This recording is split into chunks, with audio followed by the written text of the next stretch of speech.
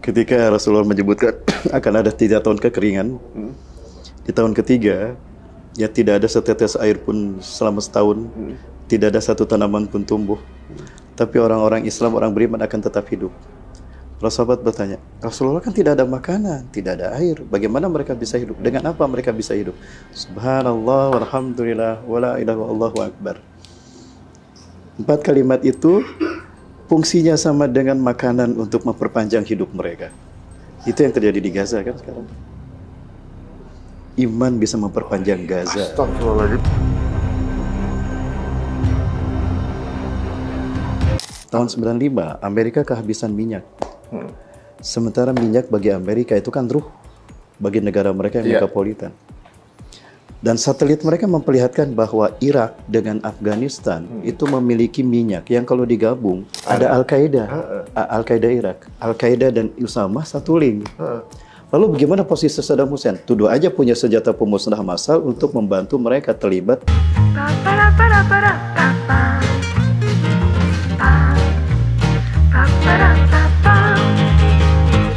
Ketika manusia baru bisa menciptakan pesawat mendekati kecepatan suara, Dajjal itu kecepatan pesawat karya dia itu 5 km per detik. Per detik. Kata Rasulullah SAW ketika ditanya, ya Rasulullah seperti apa kendaraan Dajjal? Kendaraan Dajjal itu adalah keledai yang jarak dari satu telinga ke telinga berikutnya adalah 40 hasta, 27 meter. Keledai apa yang diameter kepalanya? 27 meter. Dan kecepatan berapa kecepatan terbangnya ya Rasulullah? Seperti awan ditiup angin. Hitungan-hitungan para ahli, awan ditiup angin itu 5 km per detik. Logikanya apa? Piring terbang, UFO.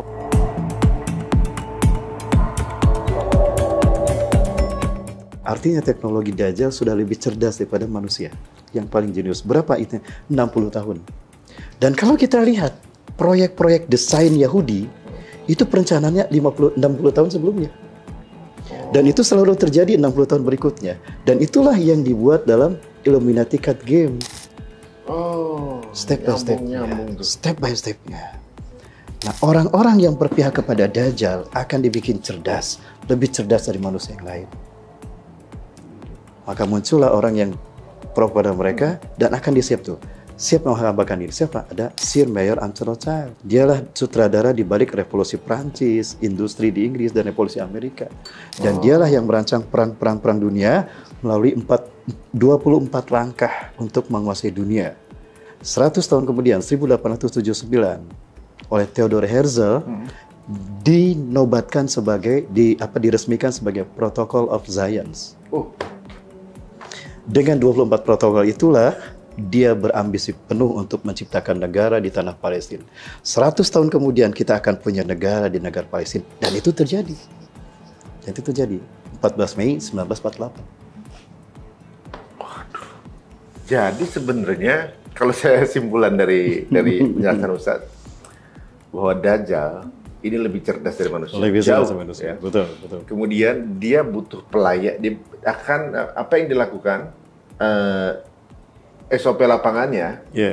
Pelakunya adalah pelayannya dia. Pelayannya dia adalah yang sekarang itu bangsa Yahudi. Bangsa Yahudi. Awalnya dari Silor tadi, gitu kan.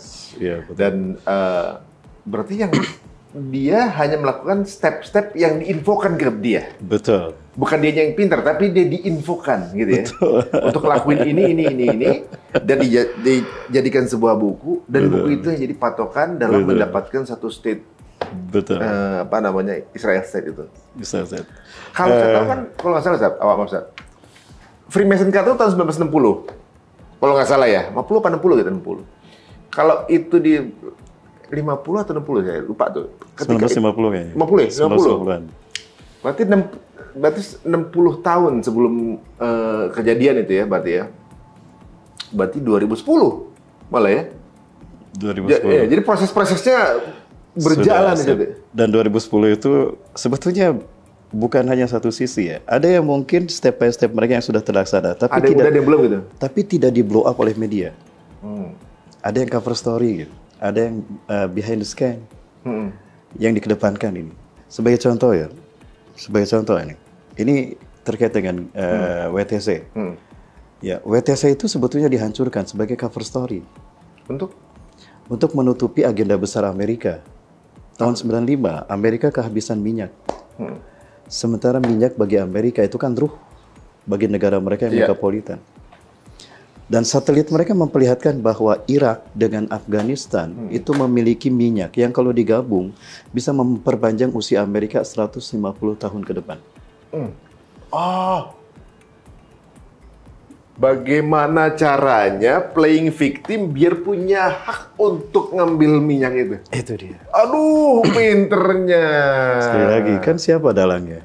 Cerdasnya 60 tahun selama Iya. Bagaimana caranya biar bisa dia boleh ngeruk tanpa disalahin? Tanpa disalahin. Caranya dengan cara hancurkan WTC. Kebetulan di Afghanistan Taliban ada Usama. Irak ada Al-Qaeda. Al-Qaeda Irak. Al-Qaeda dan Usama satu link. Lalu bagaimana posisi Saddam Hussein? Tuduh aja punya senjata pemusnah massal untuk membantu mereka terlibat terorisme ini. Ujung-ujungnya ngambil. Diledakkanlah WTC, tuduhkan pada Usama dan Al-Qaeda, dan tuduhkan pada Saddam Hussein yang membantu dan tidak takut pada Amerika karena sudah menyiapkan senjata pemusnah massal. Maka Amerika atas nama PBB punya hak untuk memerangi terorisme. Padahal itu maksudnya. Ketika hancur Al-Qaeda, hancur Irak, maka Afghanistan dan Irak akan dipimpin oleh boneka mereka. Di Afghanistan muncul Hamid Karzai, di Irak pun sama, maka minyak ngalir begitu saja pada Amerika. Aduh. Cover story-nya itu. Persis tragedi kemarin Gaza, sama juga. Ada apa jadi Gaza? Sama juga. Jadi sebetulnya tragedi 7 Oktober itu cover story. Cover story dari? Cover story. David Ben Gurion adalah Perdana Menteri Zionis Israel. Legend itu. Ya, Perdana Menteri dan pendiri negara Israel. Dia tidak mau ribet dengan urusan terusan Suez. Karena terusan Suez mutlak milik Mesir. Dan Israel gagal berkali-kali untuk mengklaim bagiannya terhadap terusan Suez. Dan banyak masalah dengan Mesir terkait dengan terusan Suez. Itu 2 kali. Hingga akhirnya dia berpikir aku akan bikin saja kanal sendiri agar aku tidak ribet dengan urusan itu karena itu akan menguntungkan Mesir. Maka dibuatlah sebuah kanal di mana dia akan menghubungkan Teluk Aqaba itu langsung ke Laut Tengah.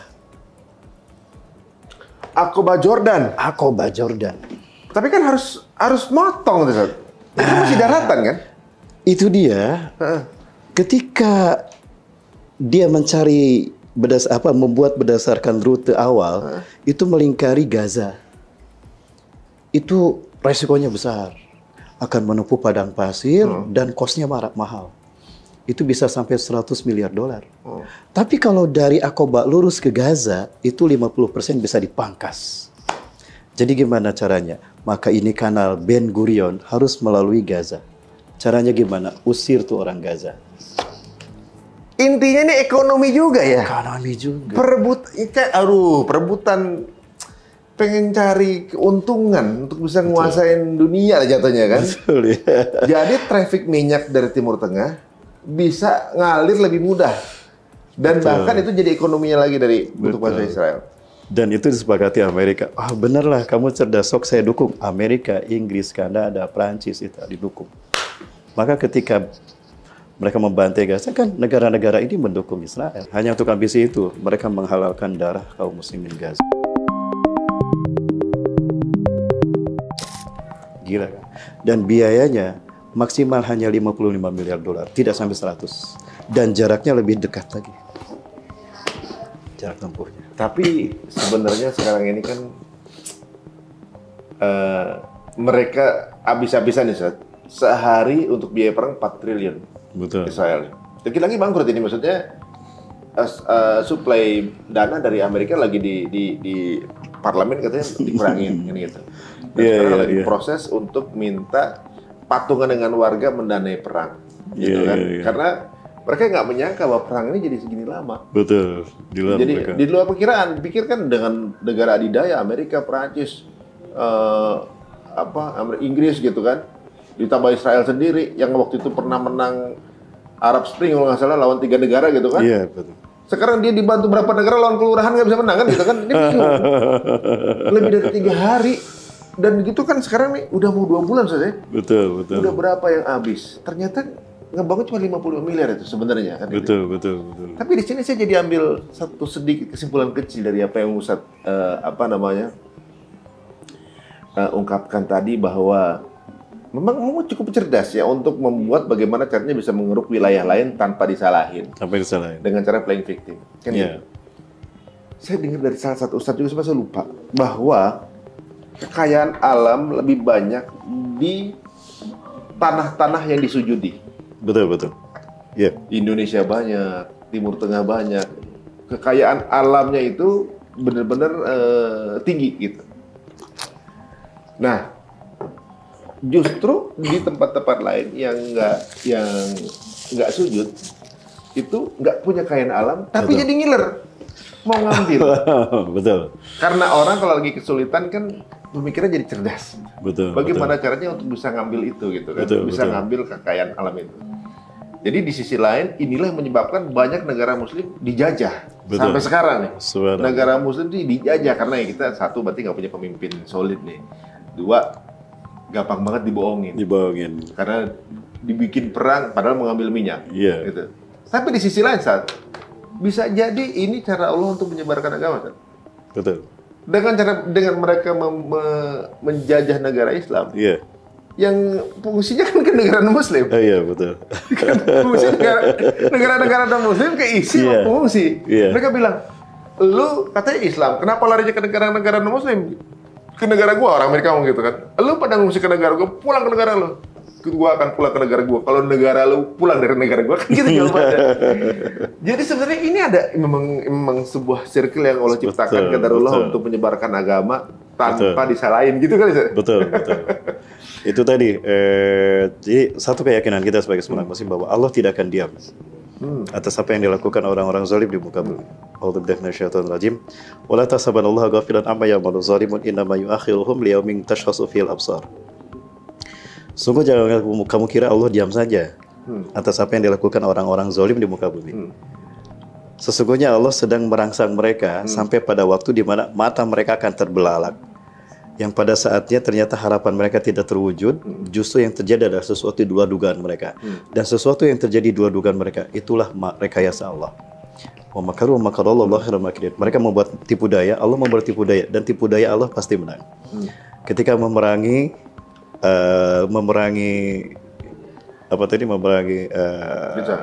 umat Islam, maksudnya memerangi Palestina, ternyata malah ada efek lainnya juga. Memerangi umat Islam, malah ternyata di negaranya Islam tumbuh luar biasa. Nah, itulah makan Allah SWT. Ketika Firaun menyembelih bayi laki-laki, justru Allah kirim bayi yang akan menghancurkannya, Nabi Musa. Kan sekarang Allah sangat indah. Nah, semua ini Allah lakukan untuk membuat kita yakin bahwa Allah tidak akan pernah meninggalkan kita dalam kondisi sesulit apapun. Masya Allah. Ya. Dan polanya di luar dari pola manusia. Dan polanya di luar dugaan manusia. Min haitsu la yahtasib. Di luar. Dan itu indahnya Allah. Nah, termasuk skenario perang dunia ketiga, bagaimana Allah akan menzahirkan Islam, tentu jelas di luar nalar kita.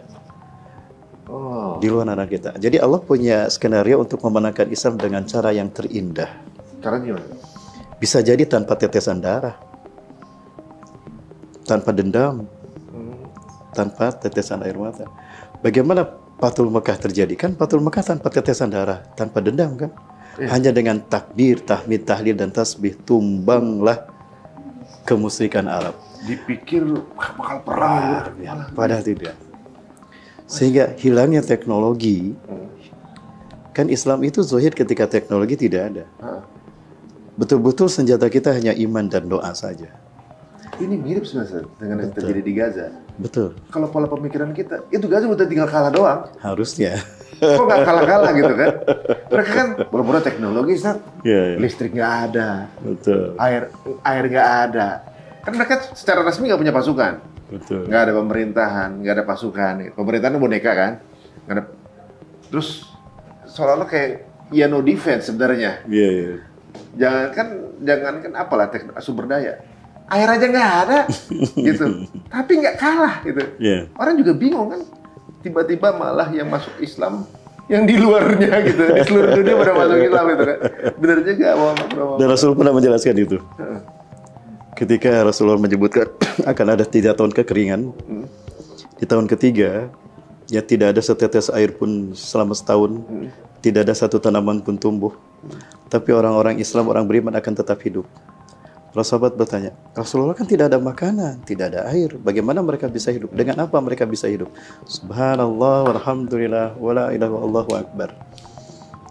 4 kalimat itu fungsinya sama dengan makanan untuk memperpanjang hidup mereka. Itu yang terjadi di Gaza kan sekarang.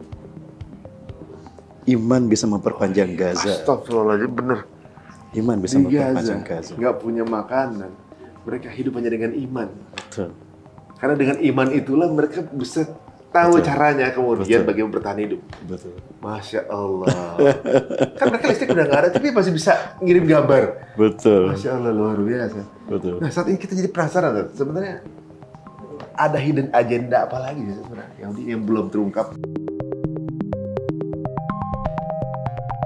Yang satu muncul, yang ini belum muncul. Harusnya kan step by step. Kok tiba-tiba ini yang muncul gitu? Nah, logikanya harusnya Al-Aqsa dulu hancur. Istana Haikal Solomon dibangun. Ya, hegemoni Yahudi sudah mendunia mulai dari Sungai Nil sampai Sungai Efrat, Irak. Ya, kanal itu sudah terbangun sehingga membuat segitiga itu eksis. Ada yang tidak mau menerima. Saya Ahmad Yasin tidak mau terima. Yang penting wilayah semuanya wilayah Palestina. Israel harus keluar dari Palestina. Muncullah perlawanan. Ya, disatukan oleh Syekh Ahmad Yasin dalam nama Hamas. Jadi secara ideologi ini mereka belum berhasil. Ya, karena akhirnya amburadul mereka. Dan ini terbukti yang benar itu Islam. Step by stepnya jelas dan itu terwujud. Sementara ambisi mereka tidak terjadi sehingga apa? Wajah mereka terbalak. Sudah habis semua tapi tidak terwujud. Hingga akhirnya udahlah pasrah, dihabisilah sama kaum muslimin. Tanpa senjata. Karena mereka sudah lumpuh karena perbuatan mereka sendiri.